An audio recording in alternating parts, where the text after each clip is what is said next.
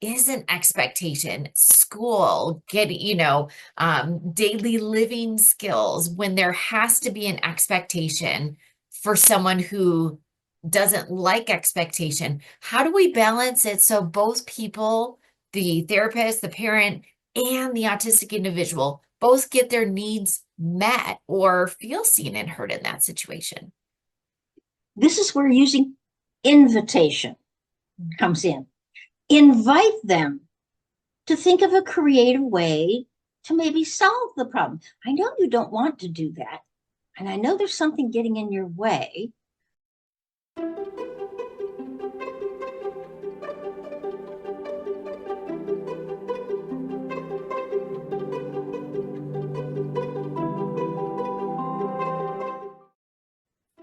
Hi, I'm Staci Neustadt. I am a speech language pathologist and the CEO at Making Sense of Autism, and I'm a student of Susan. And I'm Susan Golubock. I am a now retired occupational therapist who has worked many, many years after I discovered even my own autism with other autistic individuals. I founded Making Sense of Autism because of my passion to not only understand my brain and how it worked differently, but to try to explain what I've learned to other people so that they're more understanding and therefore more accepting and more accommodating to autistic individuals. So, our goal is to help you provide the right support without trying to fix autism, but by understanding it. So, whether you're a parent, teacher, therapist, or just someone who wants to learn, you're in the right place. Be sure to subscribe and join us every week. We talk about a new topic.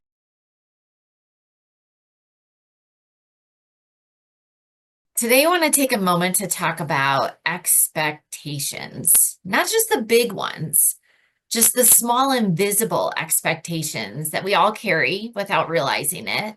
Because sometimes what we expect and what an autistic individual can access in the moment doesn't match.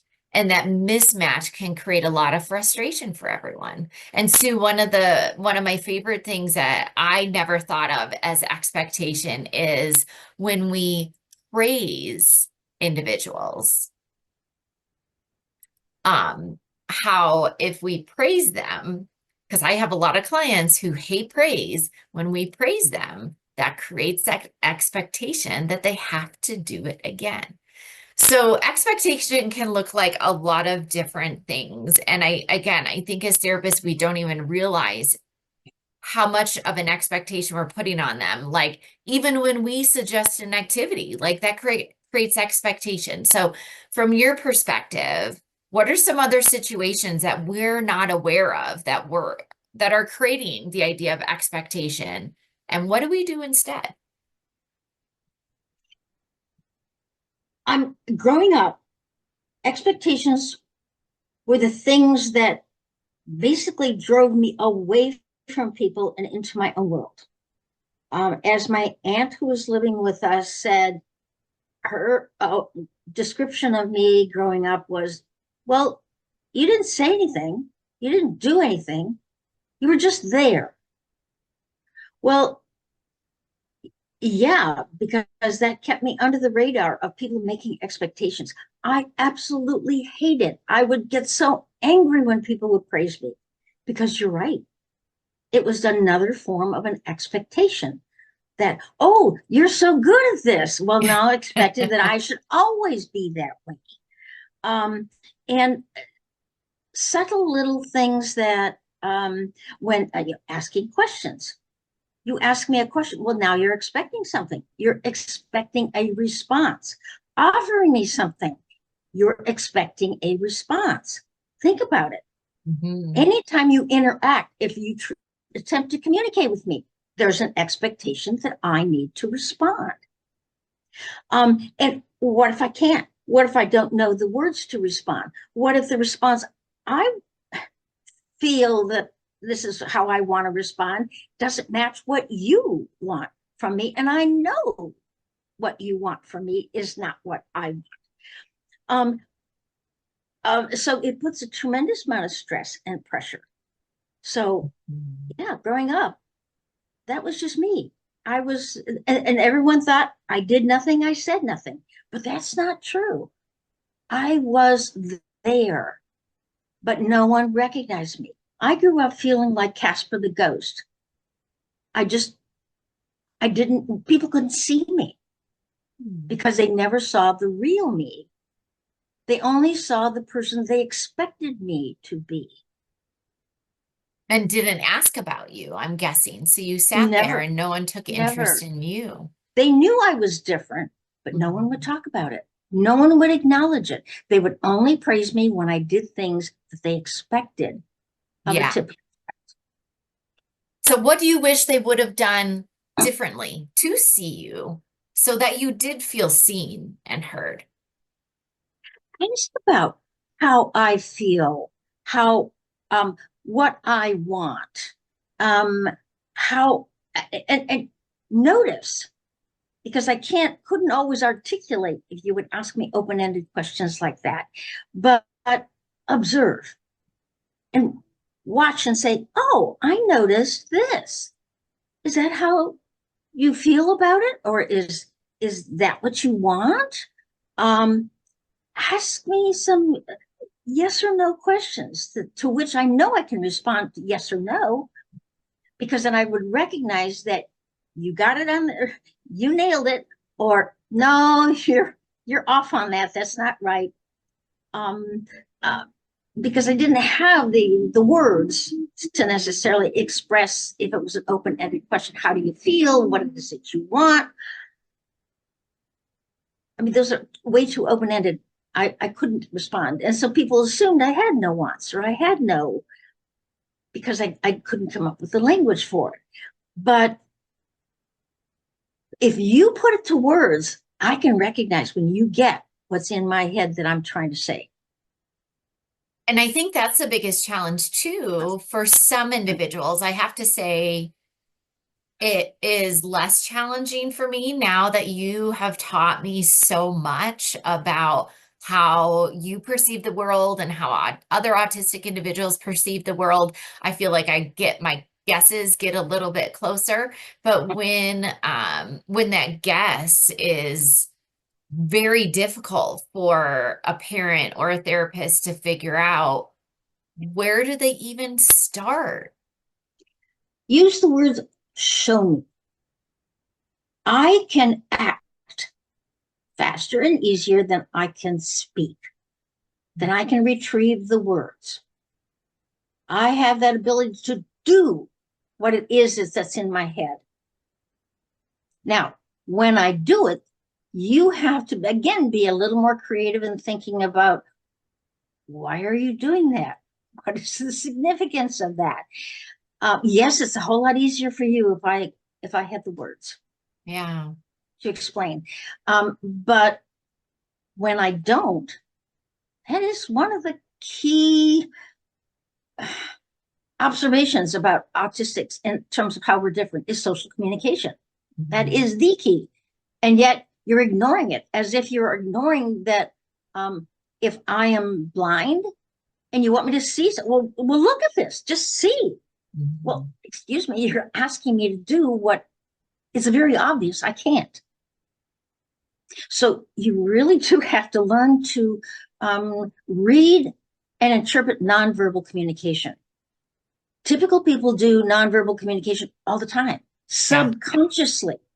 But if you ask them, what was that person communicating with their actions, their eyes, their body posture, they would be stunned. Uh, I don't know, because it's subconscious. Yeah. It's hard to bring. So it's what what we need from you is hard for you to do. It We recognize, is.